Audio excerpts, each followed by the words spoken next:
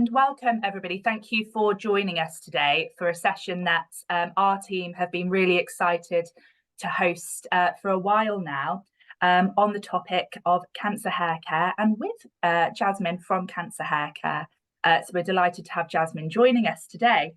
For those of you who don't know, I'm Alice and I work in the support services team at Ovacome alongside my colleagues Anna, Catherine and Annie.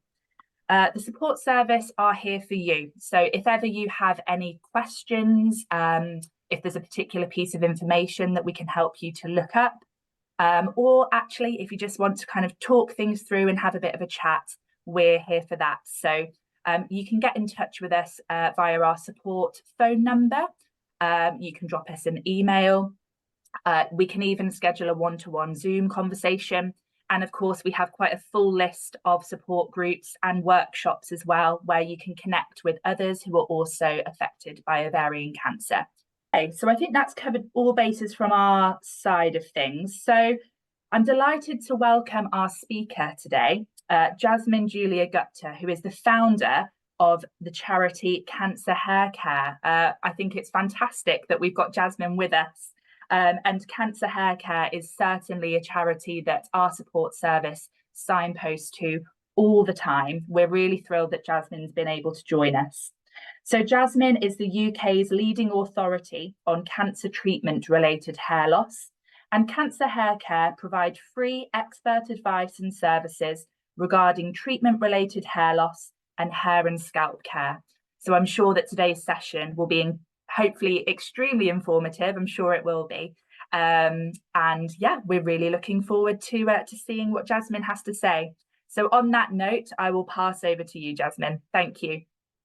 Oh, good morning, everybody. Good morning. And thank you very much, Rebecca and Alice, for that very warm welcome from Ovacome. And likewise, Cancer Hair Care, you know, always referring as well to Ovacome. And it's great when charities come together. That's what we should be doing, isn't it? So just to give you a bit of background information about why I have the privilege of presenting today, which hopefully will then help you to digest the information that I'm giving. So I haven't had cancer or hair loss.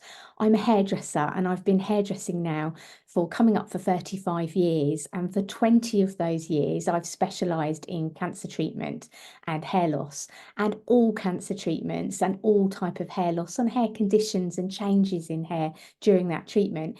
And it's such a privileged area to work in and it's always changing. There's always new things and updates. So at Cancer Hair Care, we have a fantastic team of fully trained, dedicated hairdressers. Often our hairdressers have also their special interest area. So if you have Afro textured hair, for example, or you might be having a particular experience that you want to talk to somebody about wigs, or you want to talk about headwear or scalp care, when you talk to the team, we run a phone service 3 times a week, and our lovely hairdressers will be delighted to speak to you for, you know, half an hour or an hour about whatever it is you need to talk to specifically about your hair care.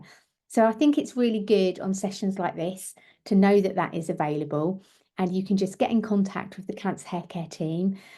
Like with Ovacome, all of our services are free. We're a charity, and you just get in touch, and our lovely triage expert, Karina, will just make sure you get the right person. So at the beginning of something like this, there's a couple of things I just wanted to tell you. And one of the things is during this webinar, I'll be making lots of references to product companies and recommendations of perhaps organisations that can be very helpful with hair loss and hair thinning and hair care situations. But we don't do that randomly at all at Cancer Hair Care. So we have what's called an active product recommendation policy. And I just feel that that's really important for you to hear at the beginning, because we live in a world now, don't we, where, you know, it's the age of the influencer and people are often collaborating with product companies. But at Cancer Hair Care, how it works is no one can buy our recommendation. So we have a panel of people like yourselves with a lived experience, our experts. We work with dermatologists, oncologists, trichologists, anyone with an ist in their name. And we just make sure that every product goes through due diligence. Now, folks, there's hundreds of shampoos, conditioners, serums, hair care products on the market. And it doesn't mean if we don't mention them that something you're using isn't very good, but rather what we try to do is unpick key ingredients. There's no such thing, unfortunately, as a promise in a bottle. And that's why often we're very sensitive around what we recommend, but there are some great ingredients. And I think it's our duty really as cancer hair care to make sure that if you ask us what shampoo could I use in this situation or that situation, we have a number of recommendations. So I hope it's okay just to mention those things at the beginning so that hopefully, therefore, you can relax, you can feel comfortable that this isn't some kind of sales pitch when I'm showing products and things like that. So I hope that's okay with everybody. Okay, so I thought what we'll do today is I'd kick off with a couple of really key kind of topics really that lots of people often come into cancer hair care, and then hopefully we'll leave some time for questions and answers. If there aren't any questions, no worries, I'll pick another couple of topics and just hopefully give you some information. And our lovely colleague Alice will keep us on track with time. So do feel free to interrupt me, Alice, if you think, oh, we're gonna run out of time. We need some time for questions and answers because it's your session. Really important. Okay, let's think about, first of all, why hair falls out. And this is important because once we've got this baseline understanding, any decisions you might like to make during treatment, shall I cut my hair off and when? When can I colour new hair growth? You know, all of these kind of questions can be answered in a helpful way. Now, when it comes to ovarian cancer, obviously, I respect that there are many different treatments, and common treatment, which will likely to cause, disruptions to hair, thinning hair, or hair loss, is chemotherapy. That's the biggie, isn't it? I mean, sometimes targeted therapies can cause some hair thinning at times, and other treatments that you might be having, but chemotherapy is really the biggie. So what I would say in relation to chemotherapy is if we think about how the hair grows ordinarily, so before cancer treatment and assuming there's no underlying hair growth issues, what happens is on the scalp, you've got about 120,000 individual hair follicles. And they each follicle is kind of like a bulb or a U shape sitting within the scalp, in the skin. And what happens is ordinarily the blood brings nutrients, oxygen, and a waste system and a number of elements to this matrix of cells. And then the root is established, it grows underneath the scalp layer first, we don't see it, and then it peaks out. And then it just continues to grow and grow and grow, getting longer and longer until it naturally comes to its transitional phase. It takes about 10 to 14 days where it dislodges from the root and travels up the follicle until it leaves the head when you wash it, brush it, sneeze, or whatever happens. And that's the natural process. So ordinarily, the average hair growth time is about 2.5 to 3 years approximately. So if you've never got your hair kind of past a jaw length bob, your hair naturally kind of falls out at that stage. For other people, it might be up to 5 years and it goes way below the chin, for example. So depending on your natural hair texture and so on and so forth, your hair will naturally go through that falling out phase. But it's normally randomized, so we don't get massive patches, and normally under 5% of the hairs on the head of that 120,000 are falling out. So that means there's 95% left to style and do whatever we want. So that's the normal process of things. Now, what happens with chemotherapy is that the hair cells are the second quickest growing cell in the body, and that's why they get interrupted. We want that chemotherapy to target that quick growing cancer cell. It's exactly what we want it to do. But unfortunately, other quick growing cells like the hair get affected, and that's basically why it falls out. It doesn't kill the follicle. I think that's really, really important to know. What it does is it temporarily shuts off access to that follicle, so it's not getting its nutrients and its oxygen, etc., and so it just can't function. So what it does is it pushes the hair into the natural falling out phase, but in an unnatural mechanism because the chemotherapy is causing it, and that's why hair falls out. The only known way to prevent hair loss is to have scalp cooling. That's the only known way. Other things, shampoos, conditioners, treatments that make such claims don't work. So there's nothing else, unfortunately, that can stop that hair falling out. And even if people do have something like scalp cooling and it doesn't work, that's not a consequence of doing something wrong. Maybe the cap doesn't fit, or it's just not effective on those follicles. So with that in mind, it helps us to make other decisions. So for example, often people say, well, when can I cut my hair short? Is it true that I need to cut it before hair loss, or it will cause damage to new hair growth? Or is it true that if I shave bare, the hair won't grow back properly? So in a nutshell, folks, there's no messaging sent to the follicle. So if you choose to cut your hair down to a certain length with scissors, or clipper it off with a clipper guard on, which is our best recommendation, or even if you were to shave to bare, none of that sends a signal to the follicle that causes any possible damage. So it's really important to know that. The only reason we say try to have a clipper guard on a set of clippers and don't shave bare if possible is to avoid something called hard to heal cuts on the scalp. It's pretty tricky to shave a scalp bare using like just a razor. It's really quite hard to do, and you're likely to get cuts and kind of nicks on the scalp.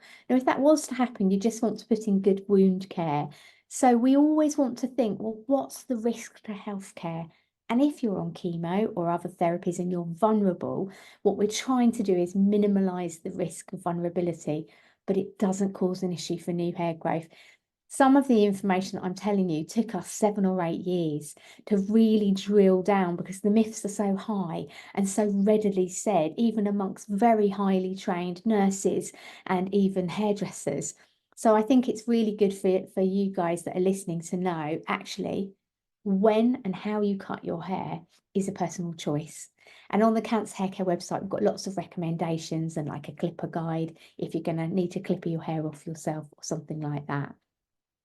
So if you're hair free, what can you do? How can you look after your scalp? Well, I don't know what it's like today where you are, or maybe people will watch this back later at different times of the year. I'm sitting in Cambridge today and it's raining. We're nearly in June, folks, aren't we? So, I mean, it's no wonder us Brits talk about the weather.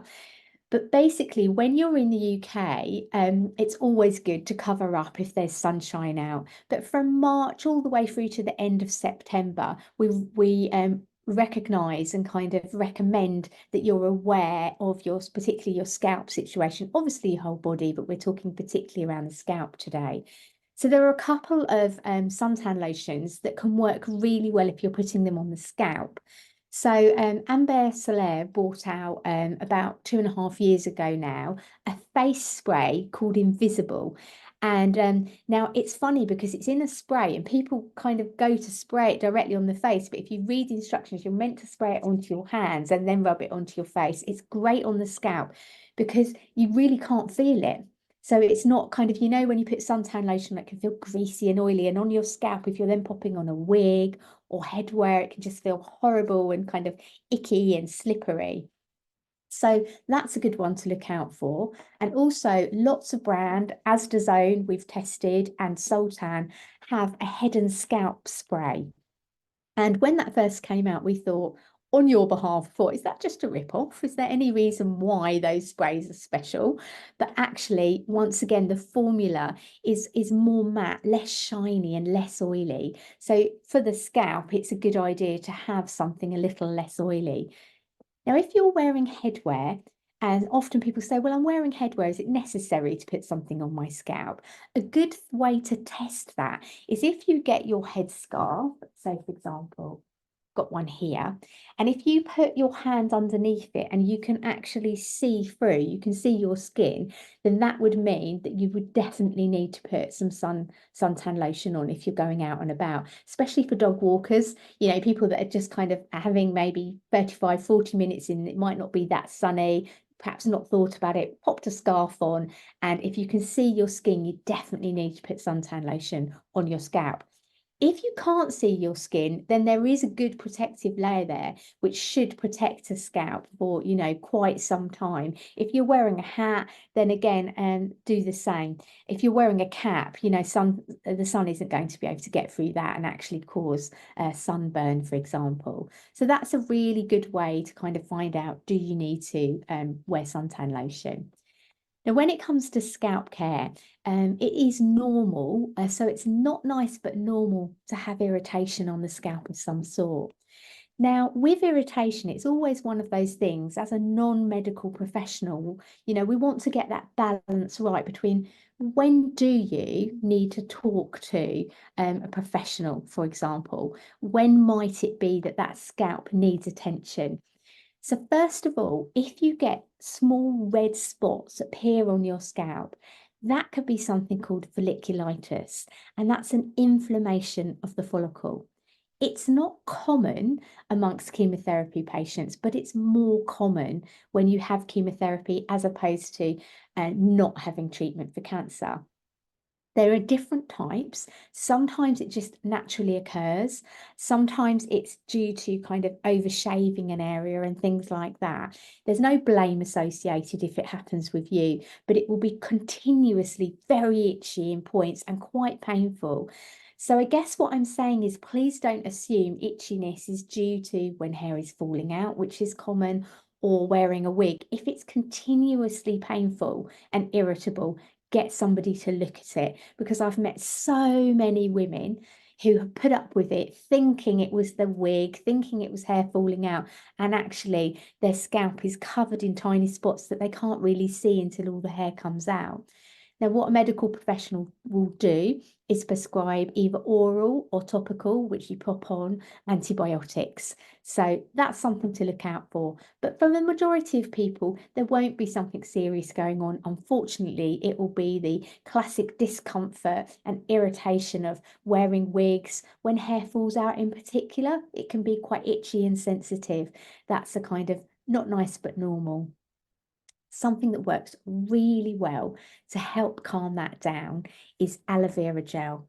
So you can get aloe vera gel in kind of Holland and Barrett and lots of your local kind of health food shops, even Boots and major chemists are stocking it now. And aloe vera is one of those ingredients that's used very often in kind of after sun lotions, isn't it? You know, so if you've ever spent too much time on the beach on holiday, you get an after sun. If you look in the key ingredients, normally number 1, 2, or 3 is aloe vera. And that's because it's got very calming properties. The said qualities are that it's calming and soothing on the scalp, and it helps with kind of cell rejuvenation. So it helps the skin to recover, and it's really effective, folks. It's really effective and quite inexpensive. So aloe vera gel's great. And if it's really irritable, aloe vera gel, which is also infused with tea tree oil, can be really, really great. Now, tea tree oil is something quite special because it's one of the few oils that has had some pharmaceutical level testing. So in the beauty industry, a lot of things aren't tested at the same level as far as medicines are, but tea tree oil often has been. So if you've ever had a treatment for athlete's foot or something like that, it's likely to have tea tree in it. Lots and lots of antiseptic lotions and creams have tea tree oil in them. So the said qualities of tea tree oil are their antibacterial, antifungal, and antiseptic. And the antiseptic element means that they kind of give some localized pain control. So if it's really itchy and feeling painful, it can really, really make a difference on that level. So the thing to do is, lots of people are worried about using essential oils neat, you know, where you just buy a little kind of tub of or droplets of tea tree. Now, it's one of the few oils that if you haven't got an open wound, it is said to be okay to use neat. But if you're worried about that, get it in a product where it's diluted, like aloe vera gel with tea tree in it. Another really good thing is there's this brand called Dr. Organics that you can get in local health food shops and Holland and Barrett, places like that, and online. And they have a tea tree blemish stick, and it's a really good thing to have in your handbag. Lots of women say, you know, if they've got their wig on and they're having treatment or they're out and about, and they can just lift it up and just kind of put that blemish stick on those areas that are itchy. So it calms down instantly and soothes the scalp. So that can be something to look out for. You often see tea tree in ranges for teenagers. So for example, a tea tree face wash is absolutely ideal to cleanse your scalp, or a tea tree shampoo, or just a conditioner. So if you're hair free or you've got thinning hair, sometimes all you need to do is do a conditioning wash with something like tea tree conditioner. This is a brand called Australian Tea Tree, and it's really, really excellent. Lots of people find it very good. And what you can do is you can, wet your scalp down. If you don't want to stand under the shower, you could just use a nice warm flannel to lift off the day's oil secretions, and then get yourself a dab of that conditioner and just massage it over your scalp, and then you can use your warm flannel to just take it off, and it will leave just a fine layer of moisture on the scalp, which can feel really comforting. And especially if you've been wearing headwear or a wig and you just feel like you need a bit of a lift up, it can make you feel really, really nice and fresh. So when it comes to our scalp care, hopefully that's a couple of ideas for you of things that might work. But what can you do, especially if we do have a hot summer, to cover up? Well, wigs are almost a topic on its own case. And every couple of weeks, we run online workshops. So you can go to the Cancer Hair Care website and you can have a look, and feel free to book on those if you want to, where we cover extensively wigs and headwear and things like that. But I thought I would just pick a couple of topics for you that might be helpful. So when we're looking at headwear and covering up, when it comes to a wig, first of all, depending on where you are in your journey, everybody being treated by the NHS is entitled to support with getting a wig. Everybody. Now, some hospitals, you have to pay a prescription charge. If you pay for prescriptions, it's around £70, and other hospitals fully cover the cost. So you need to ask your treatment nurse, what is the referral system within this hospital? If you're being treated privately, call up your private health insurers. Most insurers will give £350 to £450 towards the cost of the wig. And folks, it's absolutely vital that if you're being treated by the NHS, your wig supplier can give you a wig which is appropriate for your hair types. If you've got Afro textured hair or Asian hair, it's a must now. It is the law that they must offer you something that's appropriate for you.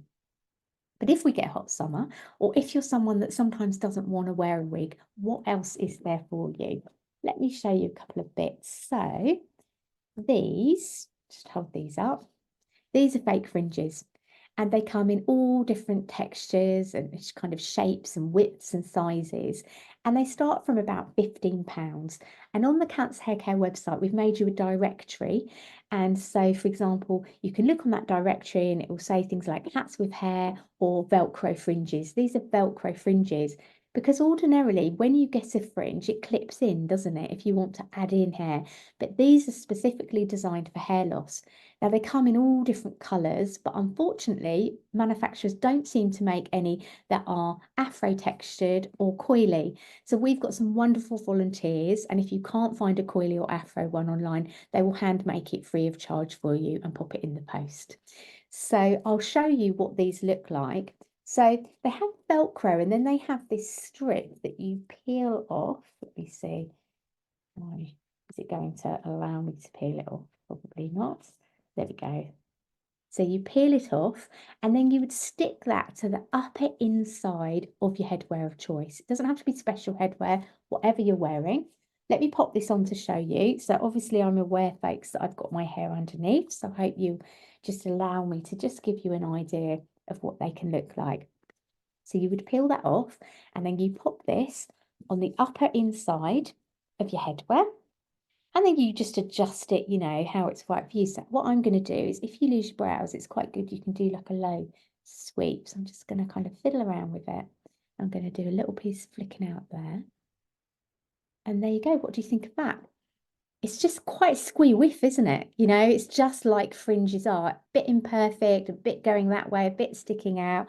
And it's just an ideal way to perhaps have a little bit of hair underneath your headwear, if that works for you, especially if we get a hot summer and you've been wearing a wig all of the time and actually it's too hot to wear a wig. This still gives you a little bit of hair and is kind of quite easy to do. So don't forget, like I said, if you've got coily or afro textured hair, then we will hand make you one. Just show you like that. There we go.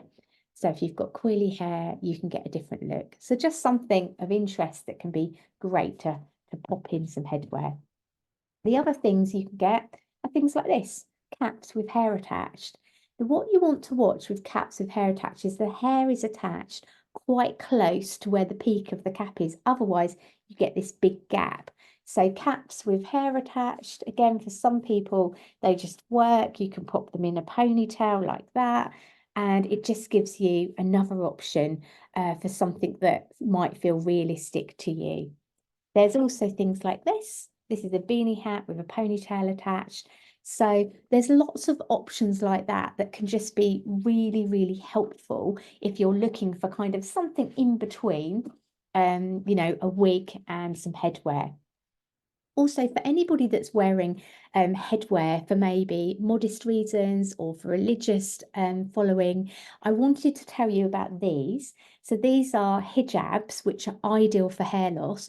They're not specifically designed for hair loss, but you can see a Nike swoosh on there. You don't need to spend £40. We're never going to get a donation from Nike, folks, are we? You don't need to spend £40 because our panel have found you one just as good for £8.99. So you can always email us in for that link.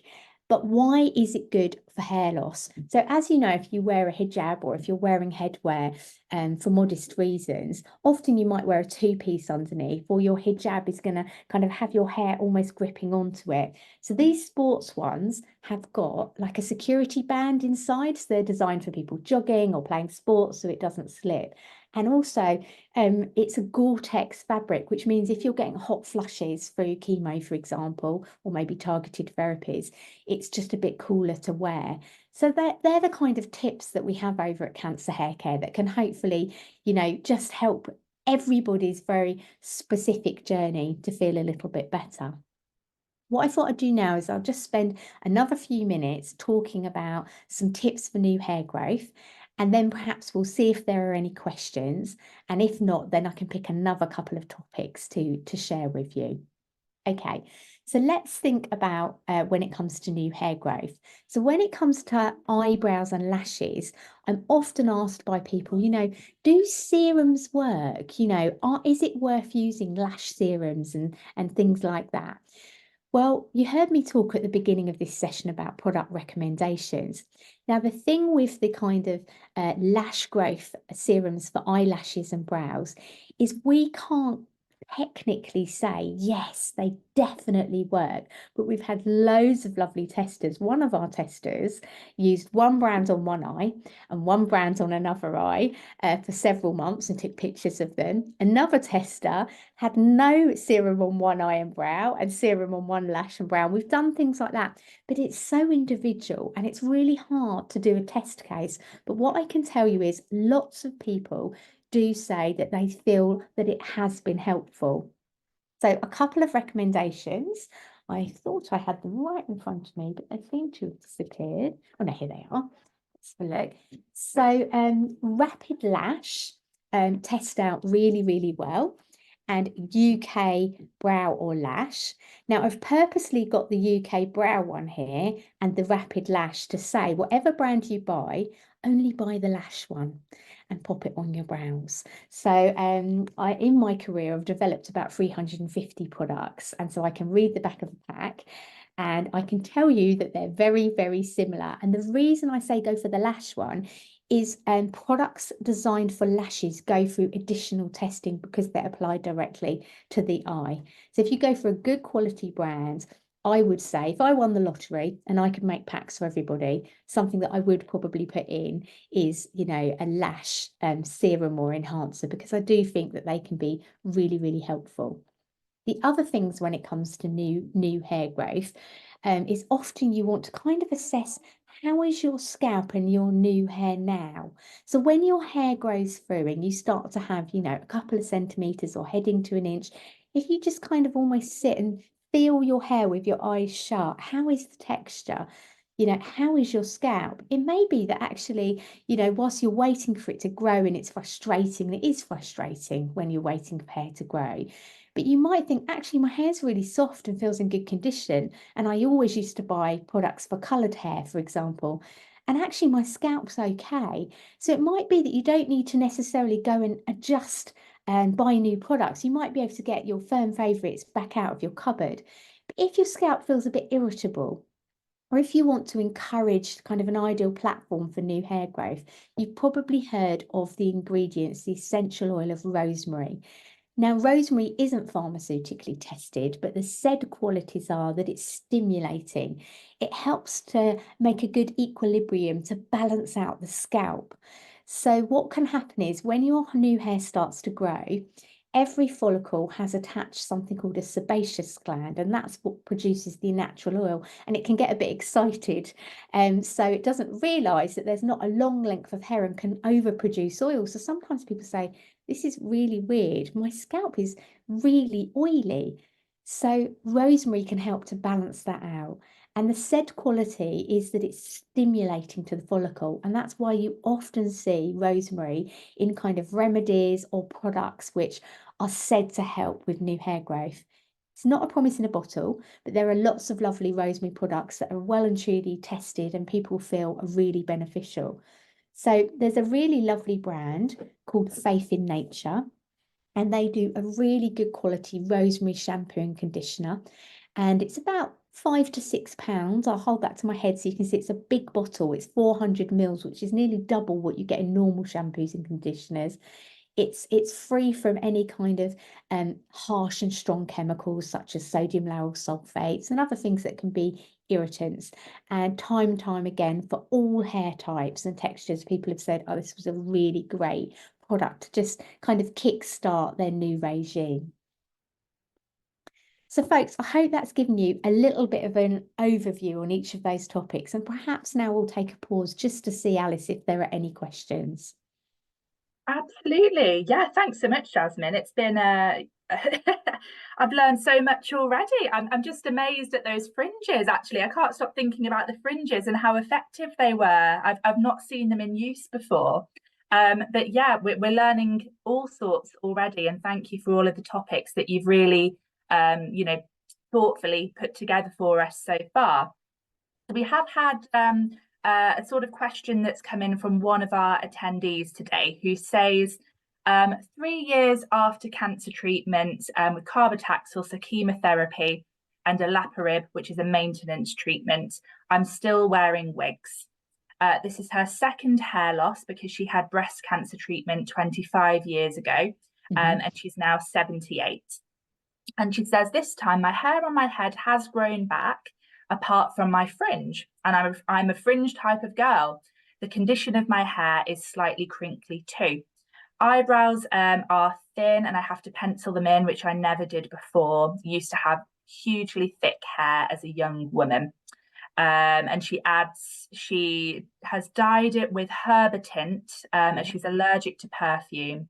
Herbitint's the only product I know that doesn't have perfume.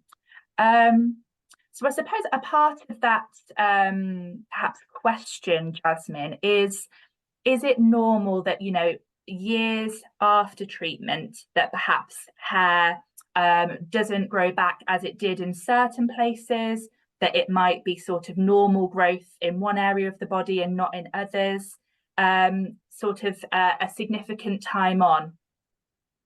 Yeah, thank you for that question. And I just double checking. So I think our lady that asked the lovely question said she was around 78 years of age. Is that right? Yeah. That's right. So the reason I've picked up on that immediately is, unfortunately for us women, age comes into the mix a lot as well. It really does in how our hair can recover, because you've talked about it's your second time of having hair loss. And so for some people, yes, I can really understand that this front growing area is often in women the problematic area, the temples, the front, where we most want it really, where we see it and where we want our fringe. So I don't think that, for example, there's nothing that's going to make a significant difference in terms of, making the hair now grow back, which I think you're pointing to and you understand. It's great to hear that, you're colouring your hair and looking after it in that kind of way. And yes, I think it is a frustrating but normal situation as one gets older, that hair doesn't recover as well as it might do. It's very individual. We could have somebody else who's exactly the same age, has been through similar treatments, and says, oh, my hair was okay. But it's your everyday, isn't it? So in terms of kind of, if you wanted to add in a fringe, if your hair around this area is quite stable, you could perhaps add in a clip-in fringe if that is something that you wanted to do. There are 3/4 pieces, for example, that wig suppliers do. You can have them custom made to completely blend in with your own hair type, albeit they're at a bit of an expense. But that kind of thing does happen. But thanks for your comment. And I hear your frustration as well. It is frustrating when you have multiple treatments and that particular front area doesn't grow back as we would want it to. Absolutely. Thank you, Jasmin. And I suppose kind of off the back of that, because this person has mentioned the condition of my hair is slightly crinkly. And of course, one thing that we often hear with hair regrowth is, oh my goodness, it's regrown in a very, very different way to how it was before. So I was wondering, can you kind of explain why that happens? Yeah, absolutely. And it's something we get asked a lot. So the phrase or term chemo curls has become quite commonly used. And yes, it is a real thing. So what happens is our natural hair texture, whether it's straight, curly, or afro textured, is created in the follicle area. And first and foremost, it's genetically informed whether or not we have kind of curly or straight or afro textured hair. And what happens if you've got straight hair naturally, your hair grows out of like a cylinder shape, like a penne pasta or the center of a toilet roll. If you've got curly hair, it's slightly twisted and it's more of an oval shape when we put it under a microscope. So it grows out of a slightly twisted follicle and thus a coil or a curl is produced. And if you've got one of those amazing variants of afro textured hair, it's really, really tightly condensed and almost grows out, almost like a zigzag until it forms that texture that it will become. So what happens if before chemo, you had relatively straight hair and it comes back curly? Well, what we believe happens is that for some people, the follicle will slightly collapse during chemotherapy, and that can be to do with a muscle that is attached to each follicle and lots of other things going on as well, a depletion of collagen perhaps and other things. But it's not that something's gone wrong, it's that when your new hair grows back, the follicle has slightly changed shape. So if it was straight before, the hair is growing out from a twisted follicle and thus the curls can be produced. For the vast majority of people, I would say at least 75% of people who had really straight hair before find that 18 months afterwards, the hair tends to go back to straighter. There's a couple of things with hair being straighter or curlier, and length and weight is something that smooths hair out. So if you had longer hair, it may be that it wasn't poker straight. It may be that it had a bit of a kink or a wave in it, and the weight of your hair kind of smoothed it out. So yes, for some people, the texture does change, and that's often what's happening. Brilliant. Thank you, Jasmin, for that explanation. Yeah, it's really helpful. We've had another question here from one of our attendees saying, I'm starting my second lot of chemo. I didn't lose all my hair the first time round, although it is very thin. Was just wondering if I'm likely to lose the rest of it during the further rounds of chemo. I suppose from our point of view at Ovacome, what we often hear from our members is that if different chemotherapy drugs are used, second time round, third time round, the change of drug can sometimes be what can cause hair loss. So some chemotherapy drugs are not as well known for causing kind of hair thinning or hair loss, and others are more so. So it might be a question to put to your clinical team as to which drug is going to be used, and is that something that's kind of known for hair loss or not so much. Did you have anything to feed on that, Jasmin? Yeah, Alice, I completely agree. It's a very, very bespoke to your individual drug regime, and it may be that you're having a combination. And certainly, it's a bit of a myth, isn't it, that all chemotherapies, for example, cause hair loss, because they don't.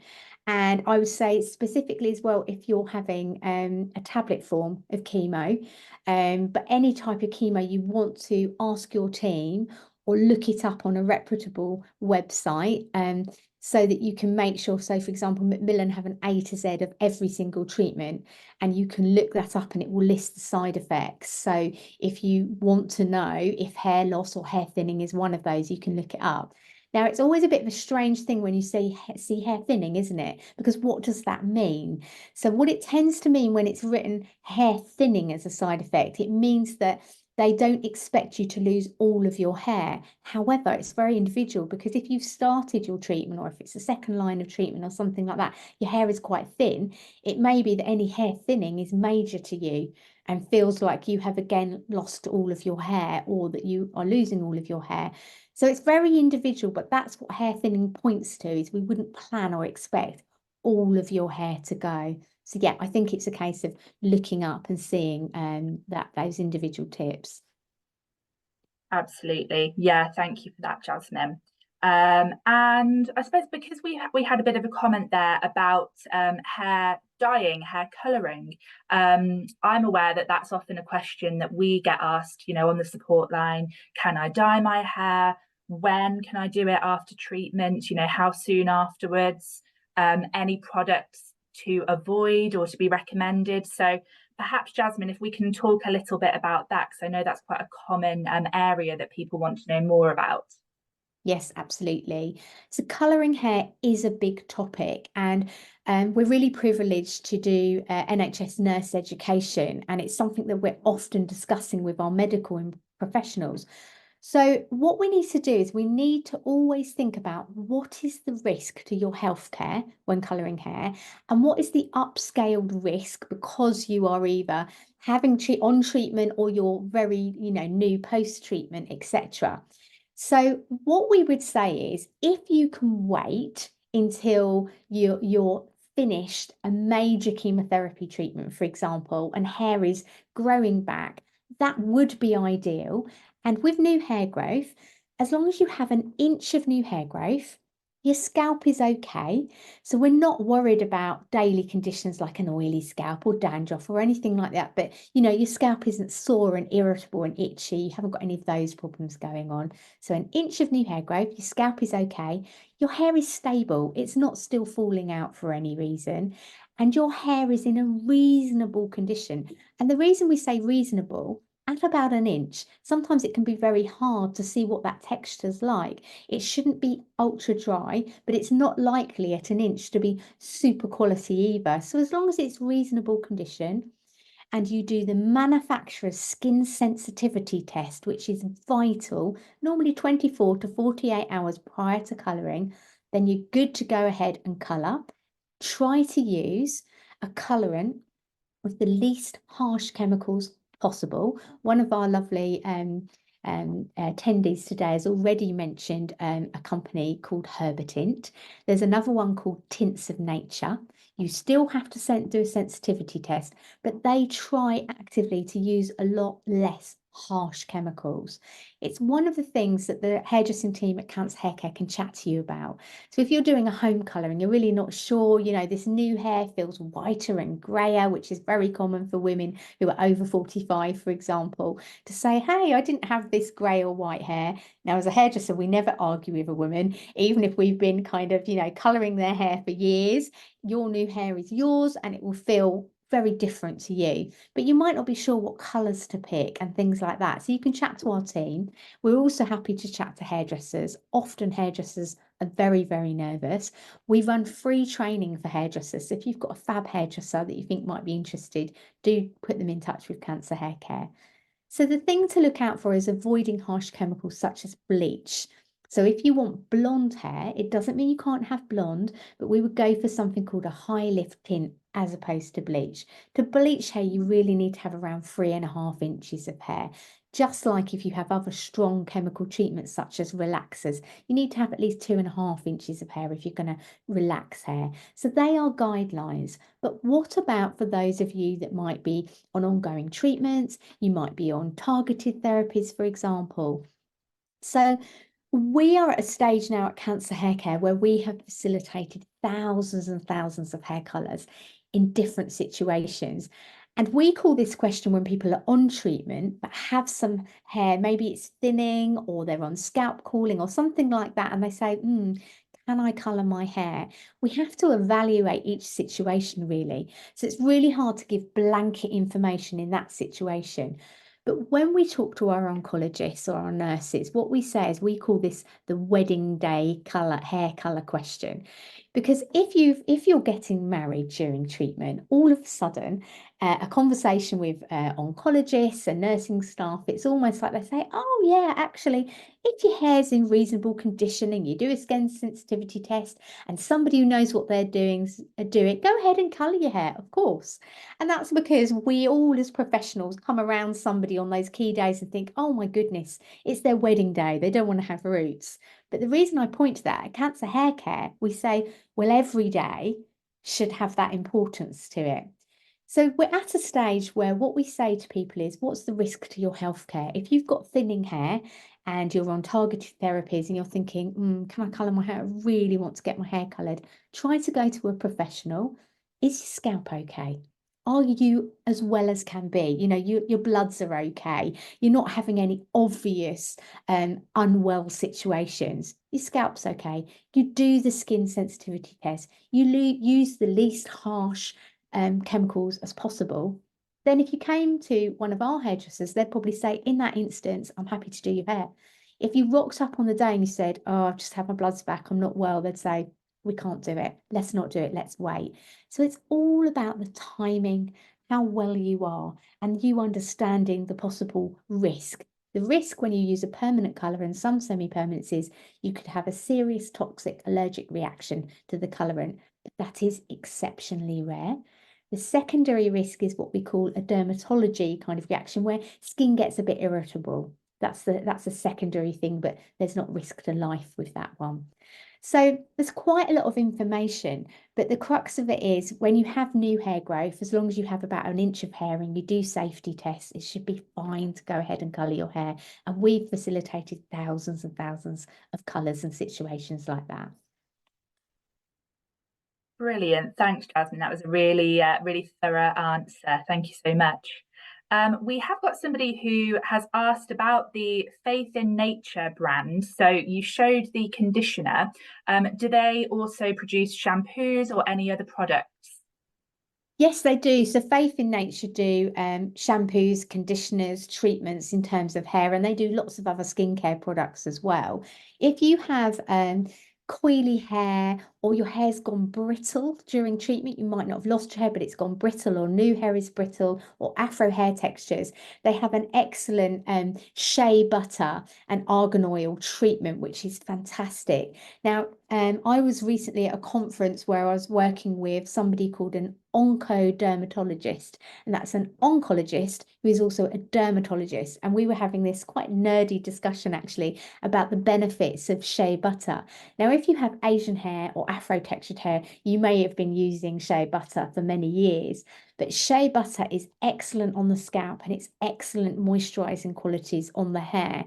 And a lot of companies are trying to synthetically that work with people with cancer replicate shea butter for skin conditions, but you can't quite beat actual shea butter. So Faith in Nature have a range of different products. They also have a good fragrance-free one. So if you do know you have a known allergy to fragrances, or if on chemo you've lost your nose hairs, which means you might have a heightened sensitivity to fragrance, it might be another option for you.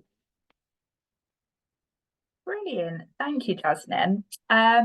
A question again that I think we hear sometimes here at Overcome is around kind of heat styling with regrowth. So using a hairdryer, straighteners, a curling wand, things like this. I think sometimes there's concern as to can my regrown hair kind of tolerate this? Is it any less strong than the hair that was originally there? So I don't know if you've got any comments on kind of heat styling with hair regrowth. Yeah, sure. And it's a commonly asked question. So once you've lost your hair, that new hair growth becomes even more something you want to protect and nurture and do the right thing. So when it comes to heat styling, the best defense is to have a heat styling barrier product. So you can get them, in all major kind of supermarkets and chemists, and they're normally in a spray form, and you normally put it on your hair when it's wet and dry it in. Some of them you can spray on dry as well. And that's just a slight barrier between your tongs, your heat styler, your hair dryer, or your straightening irons. You can also buy little tiny mini straightening irons. So we'd say with things like intensive heat styling, straightening irons, rollers, tongs, if you can do it kind of in a minimal way, so not more than twice a week, that's going to help your hair. And if it's using a hair dryer, if you have coily or curly hair, if you pop a diffuser on, that already helps to kind of blend the heat. And for some people, nozzles are interesting because sometimes nozzles on a hairdryer make the heat more intense. So sometimes take the nozzle off and you'll just get the heat coming from your dryer without it being so intense. So products are the best way when it comes to heat styling. And it's a case of, again, closing your eyes and sometimes feeling the hair texture is a really good way to actually discover, actually, is my hair dry or is it okay? Because it's new, it's not a said that it will be in poor condition or dry. It does take a while for hair to recover. So after chemo, 0 to 3 months, most people find that even by nearly 2 months, they're not really seeing much, but by 3 months, they've got about a fuzzy peach layer, like a centimetre at least. Now, you'll always be in a waiting room with someone that had treatment just like you and has got twice or 3 times as much, and that's frustrating. So 3 to 6 months, we would expect a good inch to start appearing for most people. And then it's around 6 to 9 months that most people say they start to feel they've got a bit of a short style going on. So it's not until you have, some length of hair that you start heat styling anyway. So by the time you've got enough hair to be able to, get your irons into or heat styling, ordinarily the hair's condition is improving and getting better. So yeah, it's all about getting that confidence again with your hair and using some products that can be a barrier to any heat styling. Brilliant. Thanks, Jasmine. Well, we've just got 5 minutes left. So if anyone does have a final kind of burning question, do feel free to pop it into the chat box. But I think, Jasmine, what might be a helpful sort of way to end our session today is to ask, if any of our attendees, anybody kind of watching this back on our website or our YouTube channel, has a particular kind of concern, issue, question, they can get in touch with Cancer Hair Care. And what happens from there? How can they be supported? Yeah, so you can do what we call self-refer. So that means you can just contact directly Cancer Hair Care. So you can email us, you can call us to get in touch, and you can just, tell us what the issue is. And what happens is if you leave a phone message, we have a answer phone message system that gets checked daily. We're currently switching over to a new system, so it does sometimes ring for 8 rings. So do bear with us and leave your message. Or if you email in, we should get back to you within 48 hours of receiving that first contact. Our triage specialists will then have a look at your inquiry, and then they might respond via email if you've asked them some information. If you want to talk to one of our fantastic hairdresser advisors, again, just ask for that. I'd like to talk to somebody, and they will let you know when they're working and they will get in touch with you. So on our website as well, we have over 200 pages of information dedicated to every subject, from new hair growth tips to, if you're right at the beginning of your journey, what to expect. So really and truly, we can support you throughout your journey by just getting in touch and perhaps having a look at that homepage on Cancer Hair Care. We have online workshops and other things like that to offer as well. Fantastic. Thank you so much, Jasmine. Well, we haven't had any more questions come through. We've had a lovely comment, someone just saying, just wanted to say thank you for a brilliant, knowledgeable presentation. And certainly, Rebecca and I and Ovacome want to extend a huge thank you, Jasmine, for putting together a really, really thoughtful and very comprehensive presentation today. I've certainly learned an awful lot. So I'm really glad that I was hosting today to kind of benefit from all of that. And Of course, you know, anybody who's watching, do feel free to get in touch with the Ovacome support team, or to reach out to Cancer Hair Care directly. As we said at the start, the two of us do work nicely and closely together, so we can kind of signpost appropriately, you know, if you are looking for further information on this topic. So I think, Jasmin, we can finish there. Thank you so much for your time. Thank you for having me. And yeah, we look forward to however you want to get in touch with Ovacome or Cancer Hair Care, supporting you on your hair care and hair loss journey. Thanks for having me.